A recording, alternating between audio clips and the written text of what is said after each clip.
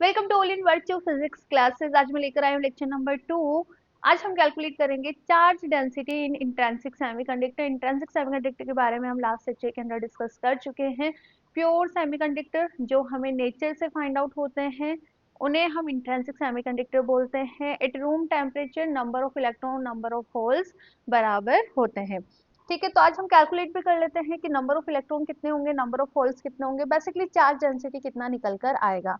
करिए स्टार्ट। सबसे पहले आप हेडिंग डालो charge density for intrinsic semiconductor.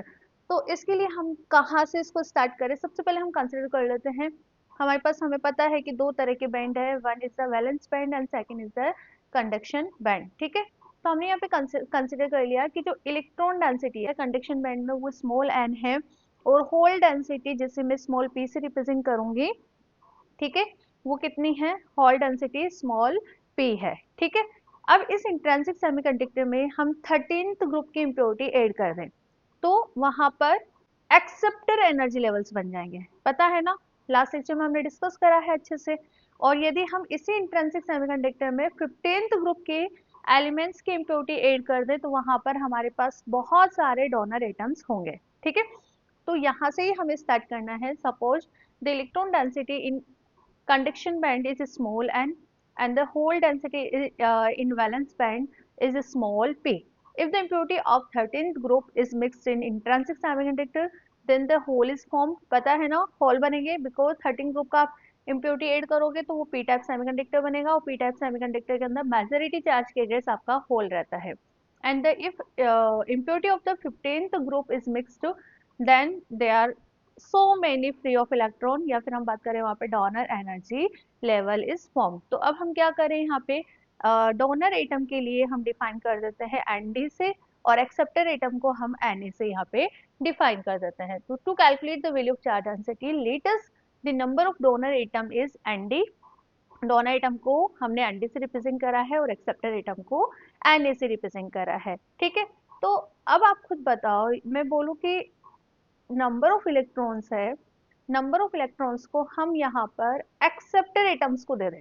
ठीक है, सिमिलरली होल्स है, उन होल्स को हम डोनर एटम को दे दें, या फिर डोनर एटम होल्स के साथ मिक्स हो जाए, तो क्या ये इलेक्ट्रिकली न्यूट्रल हो जाएगा? हाँ, न्यूट्रल इक्वेशन हुआ ना। क्यों? क्योंकि एक्सेप्टर एटम को तो इलेक्ट्रॉन्स चाहिए और डोनर एटम को होल्स चाहिए। डोनर होल्स क्यों? क्योंकि डोनर एटम के पास बहुत सारे इलेक्ट्रॉन्स है तो उनको वैकेंसीज चाहिए, होल्स का तो हमारे पास वैकेंसीज ही है। तो यदि हम यहाँ पर बात करें n plus N A equal to P plus N D, तो ये एक तरह से न्यूट्रल इक्वेशन की फॉर्मेशन हो रही है। So in the electrical neutral condition small N plus N A equal to P plus capital N D, और इसी इक्वेशन को हमें आगे फर्दर यूज में लेना है, और इस इक्वेशन को यूज में लेते हुए ही हम यहाँ पर चार्ज डेंसिटी कैलकुलेट करेंगे। टारगेट क्या रहेगा, इंट्रिंसिक सेमीकंडक्टर में चार्ज कैरियर्स जो है n इक्वल टू p है, पर ये अमाउंट कितना है, ये अमाउंट कितना है अभी हम इसको पता कर लेते हैं। ठीक है, so for the intrinsic semiconductor charge carriers क्या होते हैं, इलेक्ट्रॉन और होल्स। ठीक है, तो हमने कंसीडर कर लिया कि small N is the electron density in the conduction band, और चार्ज कैरियर्स है ni से रिप्रेजेंट कर रहे हैं हम, और होल्स कितने हैं, स्मॉल p। ठीक है, तो small p holes in valence band. तो टोटल चार्ज के एरियाज की हम बात करें इंट्रिंसिक सेमीकंडक्टर में तो कितना हुआ, ni multiple ni, this is equal to n multiple p। ठीक है, तो आप इसको भी लिखिए ni multiple ni equal to np, और यहाँ से हमने n कैलकुलेट करा है which is ni square is divide by p। अब n की वैल्यू आप इक्वेशन 1 के अंदर पुट कर दो। जैसे ही हम इक्वेशन 1 के अंदर इसको पुट करेंगे, इक्वेशन 1 क्या था, क्या बोलते हैं, neutral equation which is p plus N equal to n plus capital Na। Put करो वैल्यू n यहाँ पे यदि हम पुट कर दे which is ni square by p। अब इसको सिंप्लीफाई कर लेते हैं, p plus N D, this is equal to, हम एलसीएम ले लेते हैं इधर, तो यहाँ पर आएगा स्मॉल p कैपिटल Na, और इसके डिनोमिनेटर में p है, उस p को मैं यहाँ पे इधर लेकर आ रही हूँ। ठीक है, सो नाउ p को अंदर मल्टीप्लाई कर ले तो कितना आया यहाँ पे, p square plus p and d। ठीक है, इस वाली टर्म को मैं इधर लेकर आऊंगी तो बेटा माइनस में जाएगी ना। ठीक है, और इस टर्म को भी मैं इधर लेकर आऊंगी तो माइनस का ni square, this is equal to 0। यहाँ से p कॉमन ले लो, हमने p कॉमन ले लिया तो N D minus N A minus ni square equal to 0। क्या हम p कैलकुलेट कर सकते हैं? यस, कैलकुलेट कर सकते हैं। क्यों? क्योंकि एक क्वाड्रेटिक इक्वेशन है, तो क्यों ना हम सीधा आचार्य फॉर्मूला यहाँ पे अप्लाई कर दें। सीधा आचार्य फॉर्मूला अप्लाई करेंगे तो हमारे पास p की वैल्यू निकल कर आ जाएगी। तो आप इसको सिंप्लीफाई करो। हमने यहाँ पे क्या करा है, p का एलसीएम लेके p को लेफ्ट हैंड साइड लेकर आए और मल्टीप्लाई कर दिया और सारी टर्म्स को एक साइड लेकर आ गए। ठीक है, हमारा भी ये एक्सप्रेशन आ रहा है।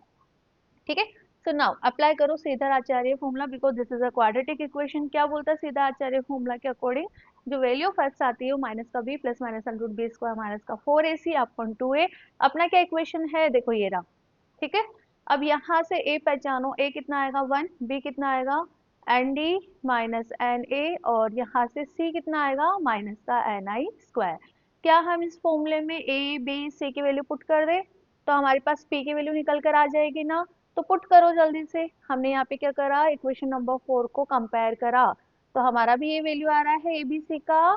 सो now we put the value of ABC in this formula. B की वैल्यू देखो N D minus N A हमने पुट करी है, प्लस माइनस बी स्क्वायर है तो N D minus N A का होल स्क्वायर, माइनस 4ac तो minus 4ac है, c की वैल्यू माइनस का एन आई स्क्वायर है तो 1 माइनस, और ये माइनस कितना हो गया minus minus plus.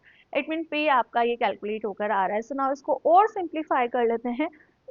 If we simplify मोर, देखो यहाँ पे दो वैल्यूज आएगी ना प्लस माइनस, तो हम नेगेटिव साइन को यहाँ पे मीनिंगलेस लेके चलेंगे, ओनली पॉजिटिव साइन को ही कंसीडर करेंगे।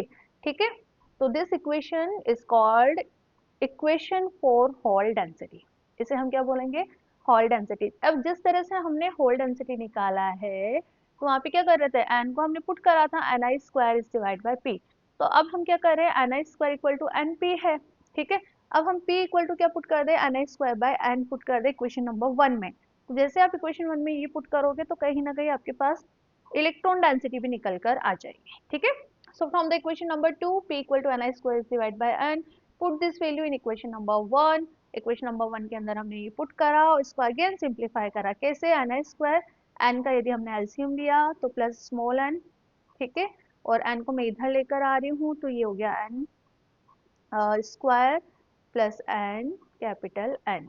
ठीक है, सो इसको और सिंप्लीफाई करो, करे एन एन स्क्वायर, ठीक है, और प्लस एन, यहाँ पर है एन ए, और इस टर्म को मैं इधर लेकर आऊंगी तो एन ए माइनस का एन डी, और ये इधर आएगा तो माइनस का N I square equal to 0।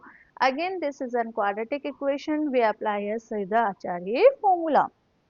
ठीक है, now we apply Sridhar Acharya formula, और श्रीधर आचार्य फॉर्मूला हमने अप्लाई करा तो हमारे पास नंबर ऑफ एन निकल कर आ गए, विच इज, यहाँ पे आप सिंप्लीफाई कर लेना जिस तरह से हमने हॉल्स निकाला है। तो सिंप्लीफाई करने के बाद एन की वैल्यू कितनी आ रही है, या क्लियर है। तो दिस नेगेटिव साइन अगेन हम मीनिंगलेस लेके चलेंगे। तो दिस इज इलेक्ट्रॉन डेंसिटी। ठीक है, ये बेसिक फॉर्मूला हमने निकाल लिया।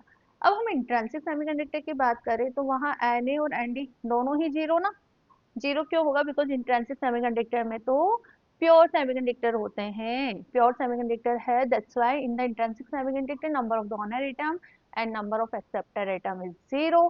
तो N और P के जो हमने फॉर्मूला निकाले, सबसे पहले P का फॉर्मूला उठाओ, यहाँ पे ये जीरो, ये जीरो, ये जीरो, ये जीरो, तो बच्चा क्या, p equal to under root का 4 N I square divide by 2, 2 से 2 cancel, it mean this is N I square का अंडर रूट, मतलब एन आई कितना आया हमारे पास p आया। ठीक है, सिमिलरली आप सिंप्लीफाई करना। ठीक है, एन ए और एन डी को जीरो पुट कर दो। सिमिलरली एन के अंदर भी ये जीरो, ये जीरो, ये जीरो, ये जीरो, यहाँ पे 4 है, ये 2 से कैंसिल आउट हो जाएगा, रूट स्क्वायर से निकलेगा तो एन आई कितना आ रहा है, एन आ रहा है।